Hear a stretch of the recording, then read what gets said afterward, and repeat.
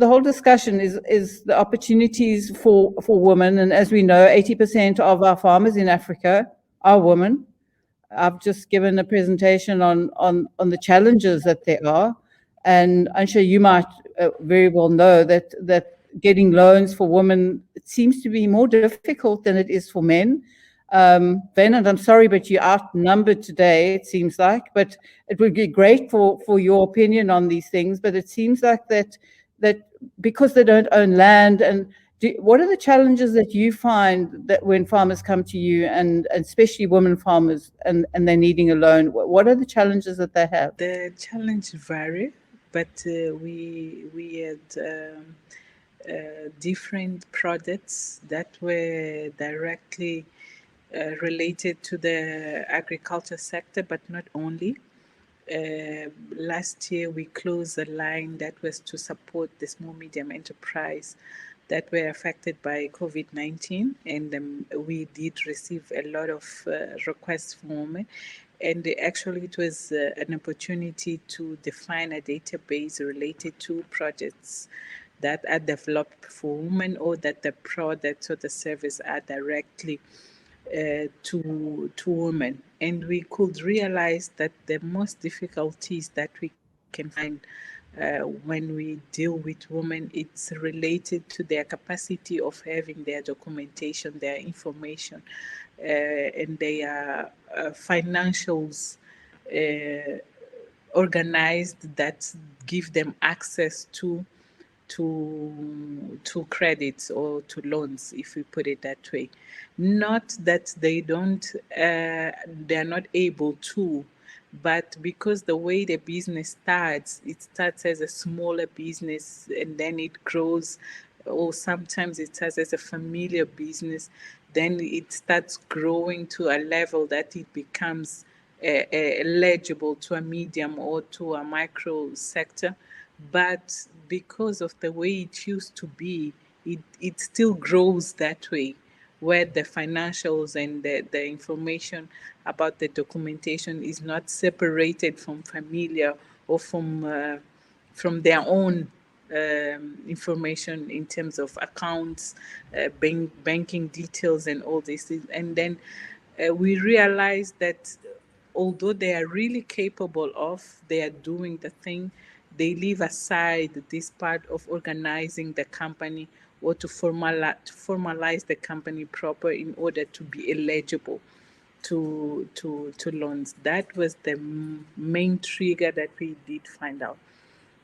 So there's an opportunity to train them on the business side, because we're working with some women farmers now, and I'm sure there most probably is an opportunity to train them on that side, exactly. on how to keep their business separate from their home environments. Because I was a small factory. I started small, and it's so easy when you start off, you forget to separate your business from, and you never pay yourself a salary. You just take whatever you can to get the business going. And I think it's a big fault, because if you build it up big at a later stage, then it's too difficult to separate them. And then people like you in the bank, it's difficult to get loans. So that's a fantastic insight you've given us to how we could possibly training that there's a gap for training to give them, to show them that maybe there's opportunities to partner with banks to do workshops around Africa to women farmers to show them how to go forward with that. So Wynand, have you got any input into that side of things with your experience with working with small farmers? Yeah, I think definitely. I want to start off by saying it's probably a two-way street. And Ancha, you might disagree, but I see it especially in the South African banking environment. A lot of the people that are employed in the banks and that are working with these sort of agricultural projects, and the ones that get to sort of do the assessment of the small farmer that come to them, also don't have a farming background and a farming knowledge. So it goes hand in hand. You also have to go and train the bank officials in what it is that a good sort of small startup should look like and what is needed. And it's not just about the paperwork that they need. That is what the bank is looking for, yes. But if we can educate from the farmer side and not starting at the age of 30. This must actually be implemented in our basic education level, where even at school they start being educated in, call it agribusiness, but in general business. They should understand what it is to compile a budget. We deal with a lot of school leaver students, and it's unbelievable the level that come out of the schooling system. They have no life experience. They have no sort of experience of business. And I think that's where we need to make a difference, and that's going to really help. I know this is all about empowering women, but I think it goes to general everyone. If you can teach them at school level so that they can start getting their, keep your slips. That's the first rule, keep your slips. Make sure that you're keeping accurate records. Make sure that you're submitting the necessary documents. So by the time that the bank comes to you and says, we want this and this and this, you've got all those records. It will just make the access to capital and the access to funding so much easier. Yeah. Hazel, your input on this, what we're discussing now, as far as access, I mean, you work on a different, you do funding, but I'm sure, what have you experienced working with your farmers that you've worked with? Thank you so much, Debbie, and thank you so much for the invitation to be part of this very important discussion. I totally agree with what I've been hearing so far, and that has actually been our findings, actually, where you have, for example, economic stimulus being actioned by governments, and women being unable to access, even being unable not just to access the stimulus, but that's being offered, but also being able to have access to that information, actually. So we've been involved in helping women not just to be able to have the information that's required, but also to handhold in the process of even applying for these various offers that are made available to them, and that are actually meant for them. You know, I would be remiss not to refer to the COVID-19 pandemic, because this is where we actually see it not just as a public health crisis, but the fact that it is that humanity is running a risk of actually reversing, decades of progress in the fight against poverty, and of really exacerbating already high levels of inequality. And I know you've mentioned that, yes, it's a women's issue, but actually it's an issue that affects all of us. It's a humanity issue right now, because whatever happens to 50% of our population affects all of us. Yes, right. So and what opportunities, Hazel, have you found that you, with the women, are there more women coming on and asking you for assistance in farming? Do you find that they're pulling back, there's less women, or do you feel that there are more women approaching and becoming farmers?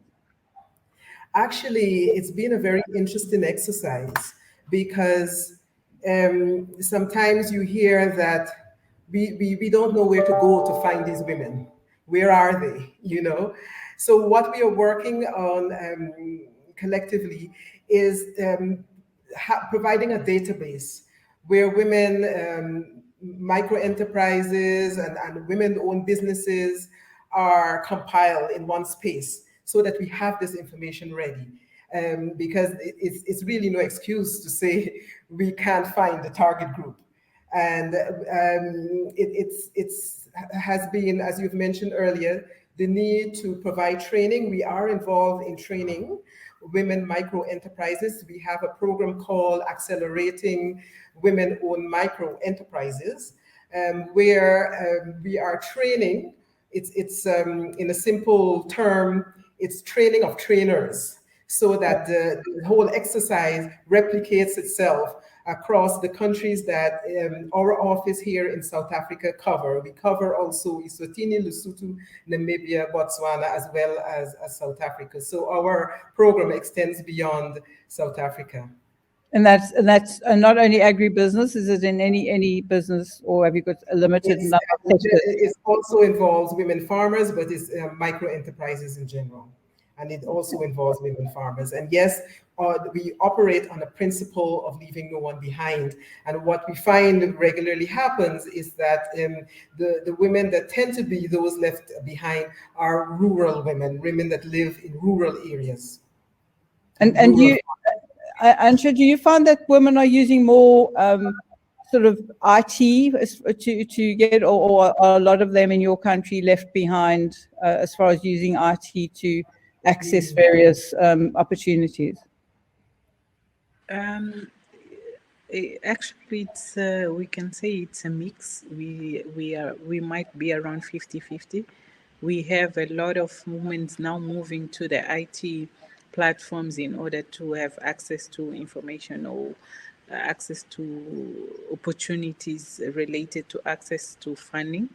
But we still have a lot of women, more especially on the rural areas, at the provinces, up outside the bigger cities. We have that issue of women don't having access to the IT, and then that's really a big challenge if we talk about the rural areas. In the cities we have, but still there is a large space to increase the numbers if we really talk about the usage of it. Is it because of lack of connectivity? It can be, actually, yes, lack of connectivity, but also lack of the culture itself. The way they started, I'm talking more special on agribusiness or agriculture sector. The way they started and where they located. Sometimes the IT, it's not actually a platform they used to work for work-related purpose. So it's when it becomes a bit difficult. But if we get to the villages or to the cities where we have the agribusiness in terms of distribution, not production, there, yes, we have the women having access to IT in order to put their products in the market. Okay. Wynand, what is your experience with are you, where are your main students? Are they SADC or are they further north? Yeah, it's all for a majority SADC, but yeah, it's spreading quite far and wide. Very rural, typical student profile. And when we started in 2018 with our first courses, we realized very quickly our very first student that we ever had was a woman, and she managed to enroll herself on the course. And on day one of the course, my tech manager phoned me and he said, "You're going to have to help this student because we are giving up. She doesn't know how to access her emails." So someone must have helped her to enroll for the course because it's all on an online system. And it was actually a nice challenge that was sort of laid out for us. And on day one, I spent 3 hours with her trying to get her to log in. On day two, it was down to 2 hours to log in and access the first page. By the end of the first week, she was able to log in on her own without our assistance. And by week 2, she was just continuing without assistance. She ended up finishing her 9-week course, and she finished with 91%. And since then, she's done 3 other courses. The drive is there, the will is there, people want to. And the digital divide is often thrown in the mix as the challenge. It's not the digital divide. The people out there are willing, they're able. The data cost is a challenge. There are so many factors contributing to the digital divide that's caused the digital divide that are solvable. The collaboration opportunities, that's what we need to do. We need to go and work with other organizations. We need to work together and create these opportunities. I mean, online learning has showed in what we've been going for 3 years, it showed us the opportunity that there is for women, pregnancies, teenage pregnancies to some extent, and young mothers that traditionally couldn't go to a college and study, or they were studying and then they had to drop out because they fell pregnant. In online learning, that has been changed. Our students, we've had students that fell pregnant after they started their course. They were pregnant their entire 9-month period. They had their baby and they still completed their course in that same year. because they can do it from home. They might have to just move their practical to another year, but they could still complete their qualification. A lot of comments we're getting from female students is the safety and security issues. A lot of them had to go and attend classes at night at colleges, at TVET colleges, or wherever it is that they had to go and do some training. They had to walk alone. It wasn't a secure environment for them to go. They can now do it in an online environment. They can do it at home. So it has really become a convenient study method, and it's really uplifted women. So we're excited about the future of educating people in agribusiness specifically, with the potential for agriculture. It really gives them market access, and it gives them access to loans and capital and collaborations, which they never would have had.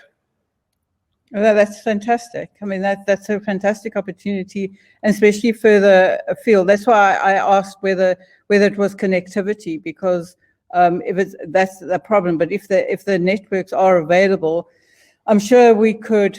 If there's collaboration to, like with UN Women, there could be an opportunity for funding for a certain amount of data for them to be able to complete the course. That kind of thing, which I think funding has never been thought about on that level. But with them having access to having training, possibly that's something that we could talk to and have funding for them to access this kind of information. We could have a further reach in the whole of Africa to be able to have training. Exactly. For them to be able to do that in the outlying areas, because those are the women that are really desperate to get into business, but they sort of cut out because they're far away. If we can make the access so much closer for them to be able to operate, I think that would be a fantastic opportunity to be able to include them. I just want to give you one more example. I was recently in the Thohoyandou area, where there are quite a few sort of emerging farmers. And I was having a traditional African meeting under a tree on the farm in the mountains. And we were just talking about market access and how this community sells their crop. And this woman sat there. She's in her early 60s probably.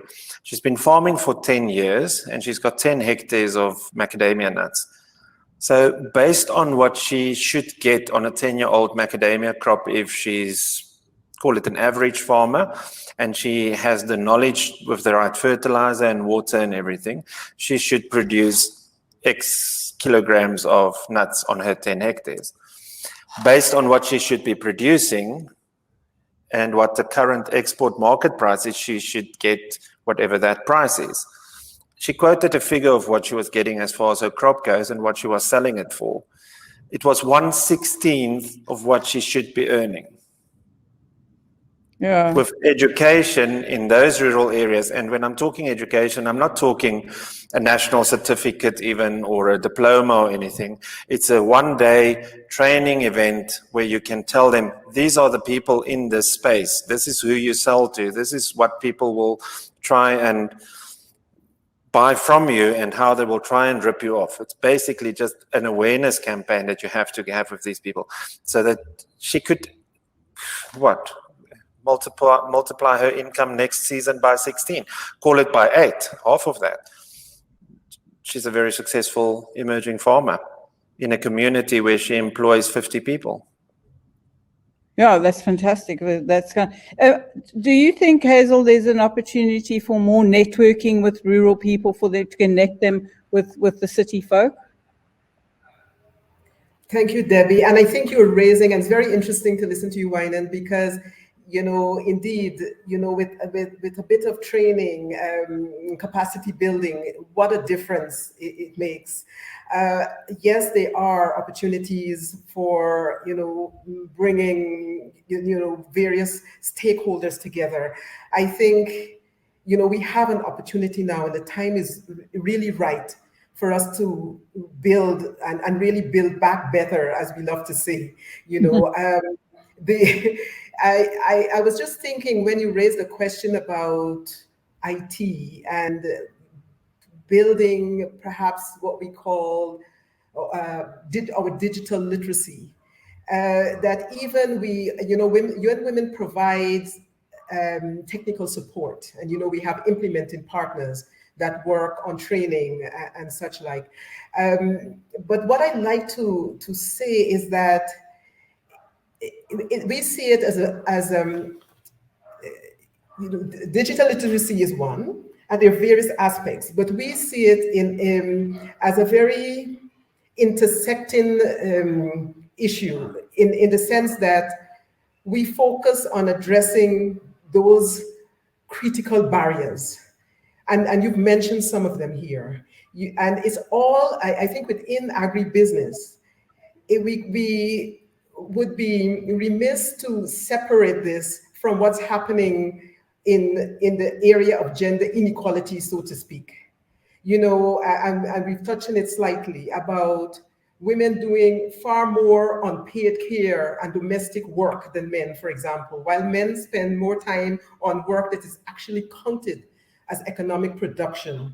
I think we need to look closely at what that means. As we know, cumulatively, women spend more time in total work, if you really look at it, than men. So what I'm referring to here is unpaid care work and domestic work as a whole. It has an opportunity cost to women that directly impacts their agricultural performance, reducing both production and cash income that might be spent on, let's say, productivity enhancing steps such as improved seeds, fertilizer, pesticides, and such like.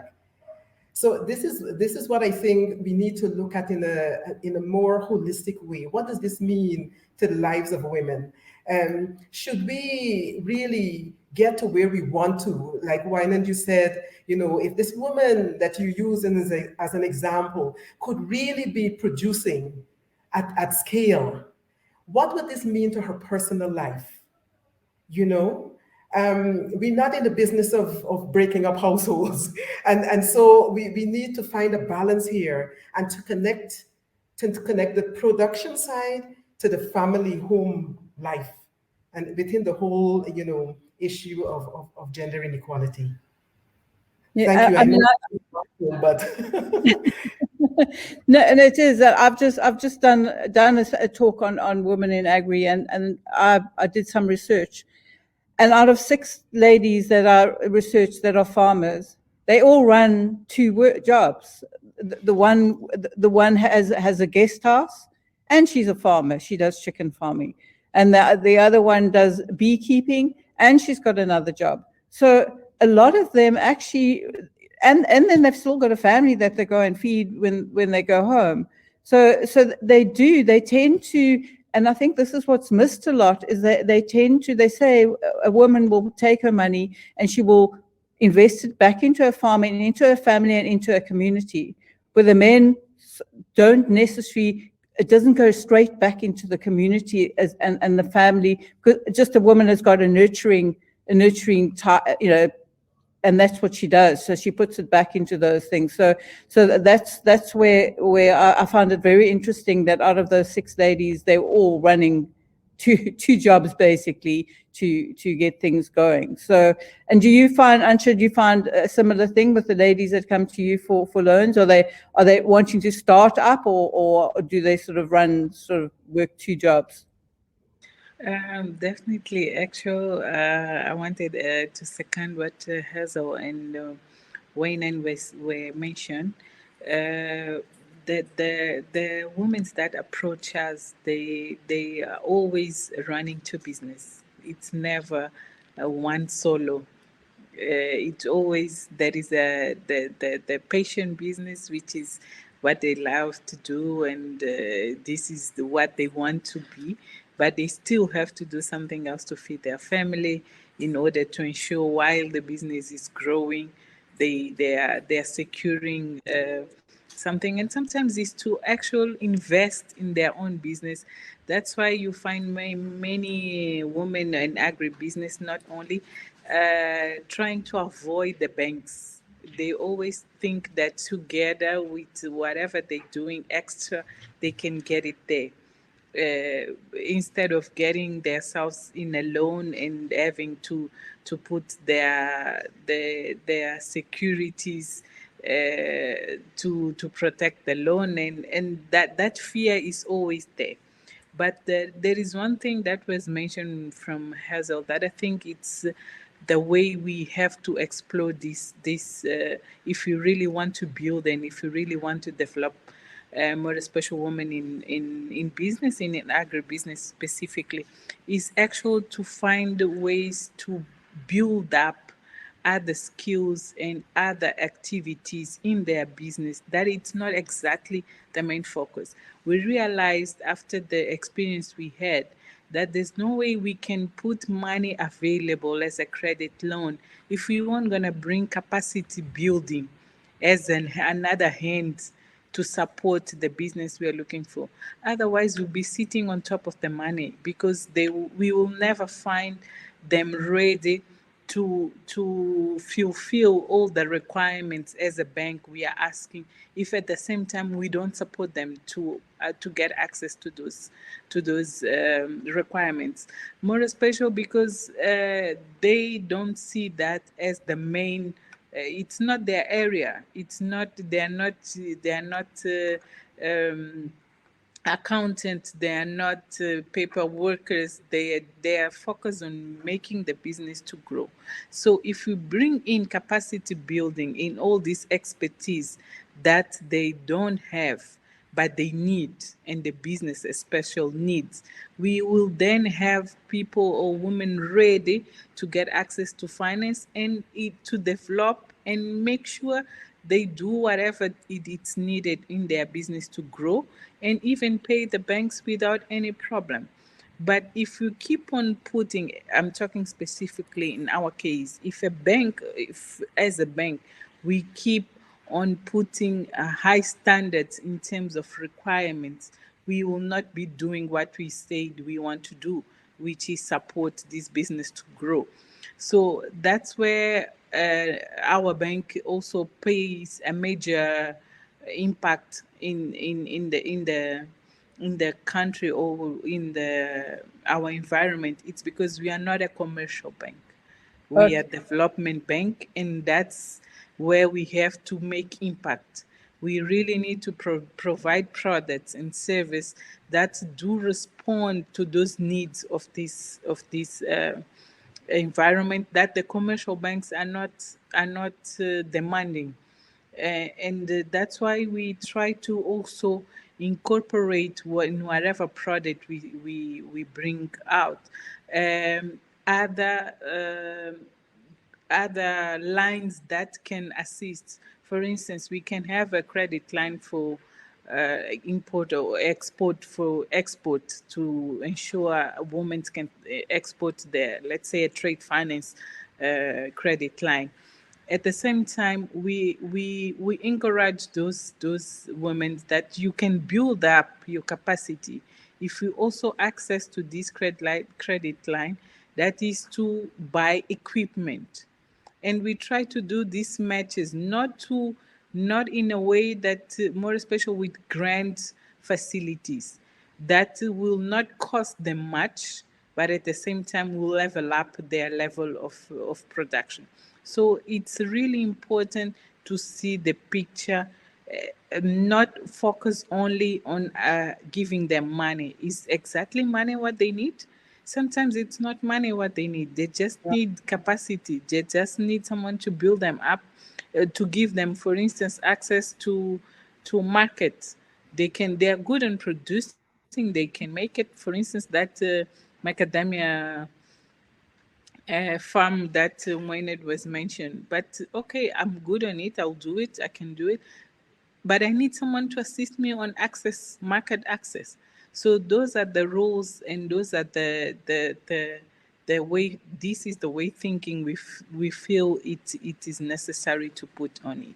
It's not looking and on the points as a solo situation, but look on the full value chain and where are the gaps and how can we ensure we build up capacity to overcome those gaps so that the agribusiness in this case can flow smooth.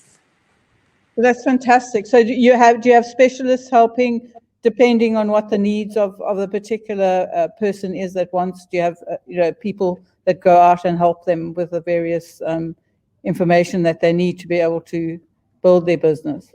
Do you offer that as an option? Yes, we do work. And what I did like a point mentioned by Wynand, that sometimes it's not actual the client problem. Sometimes the problem is on our side as a bank, our capacity, our capability to understand that business and be able to support and ensure. So this capacity building also comes into our side in order to have our own people prepared, depending and specialized to different sectors. More special to those who really need the proper attention. On where we don't have expertise, we do have expertise, and we do have a project structure finance department that assists the companies with their projects. Because sometimes we think what we have, it's a project, it's an idea. It needs to be built up until we make it as a business case to be eligible to finance or credit facilities. And that is something that we have inside as our own expertise. But there are capabilities or expertise that we don't have. And it's where we deal with different institutions, because we are a development bank owned by the government, by the state. We do work with state companies that were prepared to assist small medium enterprise, to assist a particular sector, and those institutions, they are in terms of distribution, they are more they can support more regions than where we are located, and they can assist us in the field, supporting these companies to ensure whatever is the situation or the case can be provided to those companies and those women business out there. Yeah, I think as well there's an opportunity for us to work together for the different countries. I mean, you in Mozambique, and we might have, I mean, Wynand might have an opportunity of setting something that people are asking for. And I think we're too limited. We work in little silos in Africa instead of us working across borders more to be able to, if there's a need, or we know somebody in another country that possibly wants a produce that's one of your farmers have got, and we can access it from there, or different times of the season that we access. We've got it a few months before you have, or whatever. I'm sure there's opportunities for us to work together in that aspect, which I don't think we do enough of. Everybody says, look on your own front door. Don't try and go over to America, or don't export to America. Everybody thinks that if you're in Africa, if you go to export to America or you export to Europe, that's the be all and end all. You might be able to just export across the border. It doesn't, and get more money, not more money, but have constant need for your product, and not have, all the issues of getting it on a ship and going overseas. I know that there are challenges getting produce because we have to use the road system, and the road systems in some countries are not good. But I'm positive that some of these challenges can be overcome, and that we should look on our own borders and look at our neighbors and how we can work together, as opposed to just looking that we Africa and we have to look at the outside world. But we are the basket of Africa, and we should, the rest of the world are starting to look at us, because we're the only ones with land that's left where they can farm, and we have the people who can farm it. So I think instead of us looking out, we should let the rest of the world look at Africa and say, look. And I think women are the opportunity to build that, for us to be able to have that kind of opportunity here.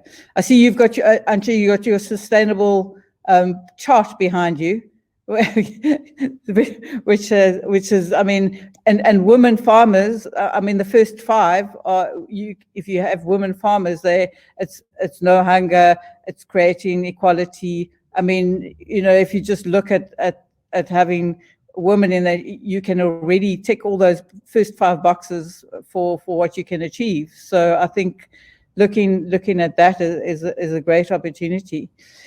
I think we've got a few minutes. Wynand, do you want to add anything to the conversation? No, I think what we need to do is maybe look a step further and make agriculture cool. I think agriculture has a really sort of negative connotation to it, especially in Africa, and it's changing all the time. But I think there's quite a bit of work still to be done. Agriculture is not just out there in the harsh sun, getting your hands dirty. Yes, it is hard work and it's early mornings and late nights and a lot of stress. But agriculture is a cool career. There are so many opportunities in agriculture, especially for women. I mean, drone technology, drone operators, irrigation operators, name it. Social media influencers. We see so many social media influencers in the agricultural arena. Young Black African women growing hectares of cabbages with unbelievable images and a huge following. That's what we want. We want to show that agriculture is a cool career. People are making a living out of it. And during COVID, we saw that agriculture is what carried many thousands and millions of people across the world through this very tough 2 years. So it's time that agriculture takes its rightful place up there with technology as a wonderful career option moving forward.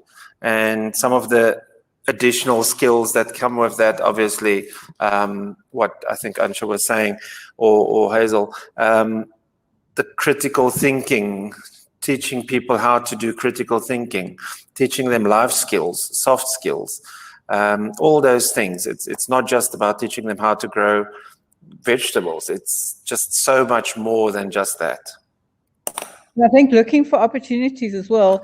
I read an article of two sisters. They're both, the one is doing marketing, the other one, and they are growing geranium for rose oil. I mean, they've got, and people don't think of it, but essential oils, there's a huge market to grow fields and fields of lavender. That's a fantastic opportunity for women to grow. I mean, everybody loves nice smell, especially women. So to be able to grow lavender fields, to be able to make oil out of it, or the geraniums, and that's what these two ladies are doing. And they study in the day, and they've got a few hectares of geraniums that they make sell for oil. So I think as well, what needs to be trained is to the women about the opportunities of other things that they can grow.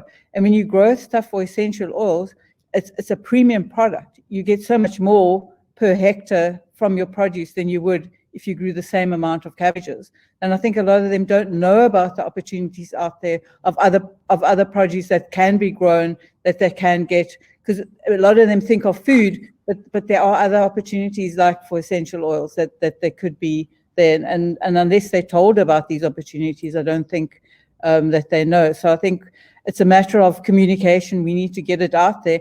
And I think social media, and you were talking about people who are influencers, I think those are the people we need to talk to get them to communicate. It's nothing like I've got a daughter of 21, and it's nothing like they tell you so much, they get so much information just by talking to their peers and knowing what's going out there.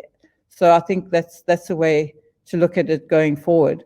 So just in closing, Hazel, have you got any comments on how we can maybe take it further and how we can possibly collaborate going forward? Thank you so much, Debbie. And it's so exciting. And I think indeed there is an opportunity for partnership. In partnerships, we come with different skills. As Ancha said, we have partners of certain critical strategic skills that we bring to the table. We need to look at that. What would we like to do with a partnership? Should we want to enter in something like this? Obviously, we have to think about our goals, what we would like to achieve, how we measure that, and what each of us, in terms of our value added, do we bring to the table, and how can we contribute? As I said before, when women works with various partners, for example, when we were talking about the technology, we're now discussing a partnership where we're looking at the possibility of giving phones to women. Looking at the criteria of how we go about that. And someone made the point that let's think about the data to accompany these phones, because as Wynand said, data is very, very expensive. It's crippling sometimes. So what's the point of having a phone when there's no data to work with, So these are the kinds of details that would need to be worked out, when we enter into such a partnership. I think it's exciting, and I do think we should have a follow-up meeting, where we can address, as we were saying, would we like to build on training for women? Because UN Women is currently engaged in training, basic business management skills training and mentoring, really not just the training of itself, but we engage with these women beyond the training so that they can actually put what they learned into practice with someone at their side to mentor them in the process, especially in the informal sector and in the agriculture sector, which will enable business growth and sustainability. Because here, I think it's more important, because of the crisis within which we live now, to really look at how we are building in that element of being resilient, to be able to stand up to future environmental shocks and other shocks such as the current pandemic.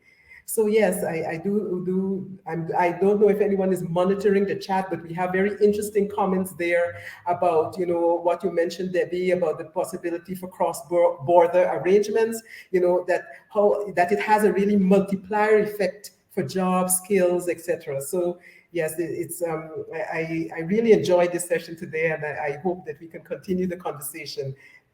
Thank you very much for joining us, and you've got some valuable comments, and I'm sure we can continue because we have taped this, and this will be available on our stream. So I'm sure we can carry on with this. Ancha, you've got some closing comments? Thank you, Debbie. I think we will never actually finish this conversation. I wish we could have more time. Definitely, we do have space to put a lot on terms of adding value to this term, more especially because we can really create space here for partnerships in different perspectives, in different areas that at the end they combined, they do make the impact that we are looking for. We cannot look at this as a solo situation. As Wynand was mentioned, we can even add value here in not only on what we will be providing to them, but in their life itself. How can we impact people's life? How can we really do what we are aiming to do, develop their lives, increase their livelihood, and more especially make impact in their communities? So we really need to focus on how can we together build partnership relationships that can assist